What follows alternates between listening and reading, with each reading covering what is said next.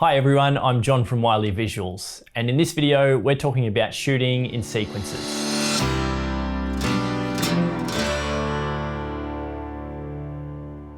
There's a lot of videos out there on YouTube with a title along the lines of how to shoot epic B-roll that will promise to help you make your B-roll look better. Now these videos might have some useful tips and techniques, but they cover only a very small part of what makes an effective video edit. These videos usually focus on the trees and forget about the forest as a whole. To be shooting videos that will let you put together really effective edits, you need to learn how to shoot in sequences. Rather than just thinking about which individual shots will look good or epic, as so many other videos say, you need to get coverage that allows you to edit the footage together in a seamless sequence. There's a couple of tips that will help you to achieve this. First of all, you have to shoot everything multiple times from multiple angles. The simplest sequence you can shoot is a mix of wide, medium, and tight shots.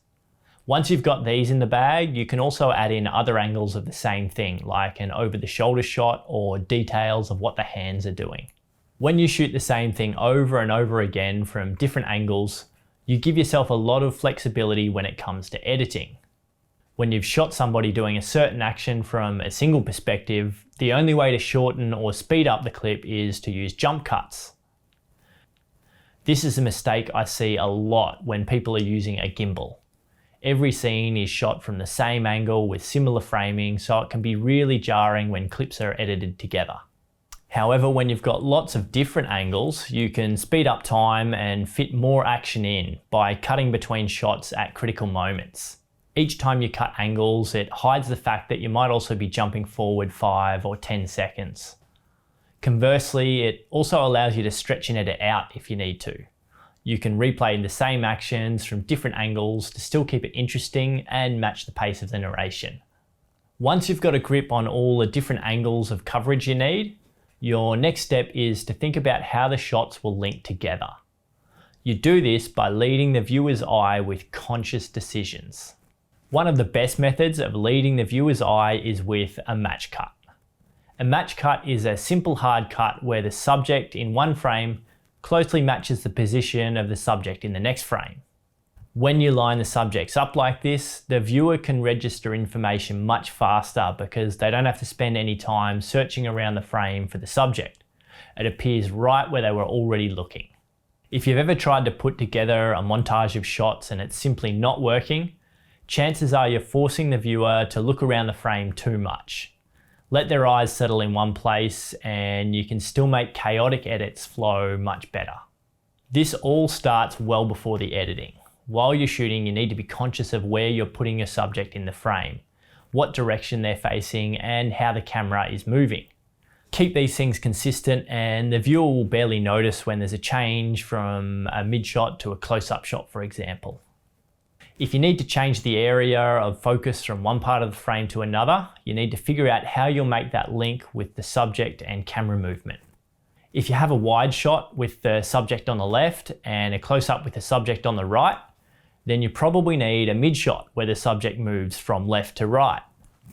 You can also apply this technique to camera movements. If you're moving the camera, try to keep the direction of movement consistent from one clip to the next, whether that's a pan or a tracking shot or a push-in. If you try to get one common element from one frame to the next, you'll be able to link shots together much better, not just within a scene, but also jumping from one scene to another. When all else fails though, and you just can't keep the flow going, you might need to use an insert shot or a cutaway. An insert shot is a shot that's inserted out of order or something that is related to the scene that can be added for context. For example, it might be a wide scenic shot taken from the subject's point of view. Or in a commercial, it might be a shot of the product packaging. In an event video, it might be a cut to a crowd reaction. Having related shots that can be cut to whenever you need can be an absolute lifesaver in the edit. If you simply cannot find a way to link two shots together, you can cut to something else altogether that still has context and then back again. It's kind of like wiping the slate clean. When you've been leading the viewer's eye around the screen, trying to make everything seamless, it gives you a chance to reset, pause, and it lets their eyes wander a bit before you take control again. Finally, to complete your coverage, you want to make sure that you're getting some title plates. I cannot count the number of times when I've nearly finished an edit and I'm trying to figure out how to place the titles or branding, and I just don't have the right background. Whenever you're out shooting, you want to make sure that you get some shots that can be used as background plates for this purpose. This might mean putting the horizon lower or higher in the frame in a landscape shot, or you might fill the frame with a texture such as water or a wall or a textile. Basically, you want to give yourself something that offers a nice, clean, even background for overlaying titles and logos, but that still fits with the imagery of the rest of the edit. Once you start to combine all of these techniques, you might find that you'll be able to picture the final edit much more clearly while you're out shooting. Rather than just focusing on individual clips, you'll start to see how each shot will relate to those before and after it, even before you put them together on a timeline. This will put your final product leaps and bounds ahead of someone who's just tried to get a bunch of epic shots or copied someone else's style without a view of the bigger picture.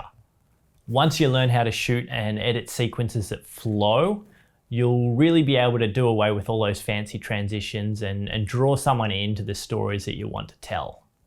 If you learned something from this video, feel free to give me a big thumbs up. But if you left totally confused, then drop your questions into the comments below. Thanks for watching, and I'll see you next time.